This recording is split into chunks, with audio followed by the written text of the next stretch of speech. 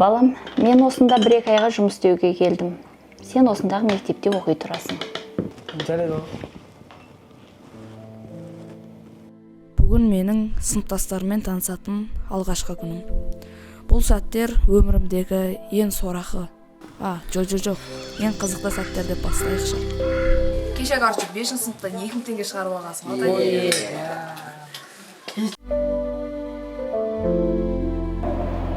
Саламатсыздар. Балалар, бүгін біздің классымызға жаңадан оқушы келді, Сұлтанбек Мәнсүр. Мансұрмен тез тіл табысып кетесіңдер деген ойдамыз. Бос орынға отыра ғой. Жаңағы есептарға жалғастырып. Жаңа сыныптастарым менің көңілімнен толықтай шыға бастады. Алда қандай сәттер болатынын маған әлі беймәлім. Кешегілерің дайын ба? Біздікі дайын. Сенші? Мен қазір дайын емес. Бала, қашан дайын болады сен? Дайындай алмаймын мен. Ертең кейін дайындап әкел дестің ба?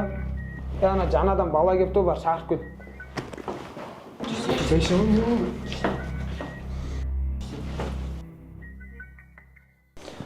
Сен ба жаңадан келген бала?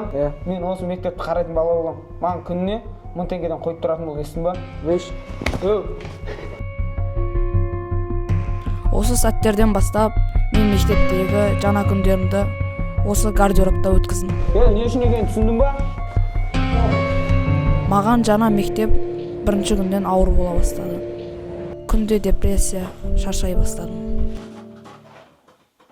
Кеше жаңадан келген баланы қатты қойған жоқпыз ба? Нормально. Әлі амандасып да жүр ғой.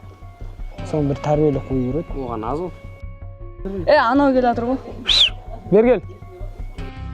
Бүгін күнген? Қалайша жоқ? Кешегін түсінбедің бе әлде? Түсіндім, бірақ ақшам жоқ. Қалай тапсан, олай тап, маған осы сабақтайын әкеп бересің ба? Мендегі бар уайым үлкендерге ақшада бару. Саламатсыз ағай. Мансұрды 1 минутқа бола ма? Не болып қалды? Жай бір затын бере салайыншы деп едім. Мейлі, бара ала. Жаңағы дайын ба? Әлі дайын емес. Онда қазіргі осы сабақтан кейін гардероб қойып. Болды. Мен асықпай гардеробқа бара жатырмын. Себебі мені қазір көптеген соққылар күтуде. Ана ақшам десе? Келді ған. Ақшам не істедің? Жоқ ақша. Өткендегі таяқ жеген аз болмай? Давай. Мендегі соққының астында жығылған өмір күннен күнге қиындай түсті.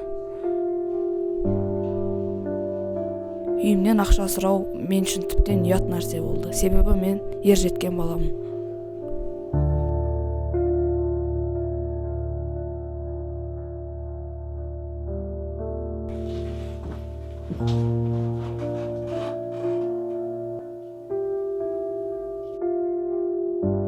Күнделікті соққылар маған батпайтындай болып кетті.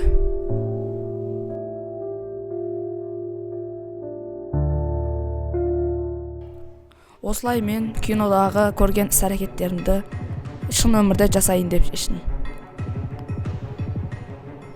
Бұл әрекетім ұзаққа бармады, бірақ мен сонда да таяқ жедім.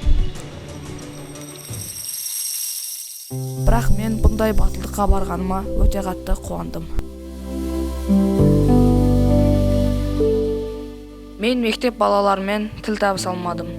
Осылайша менің анамның жұмысының мерзімі өтіп, қалаға өз үйімізге қайттық.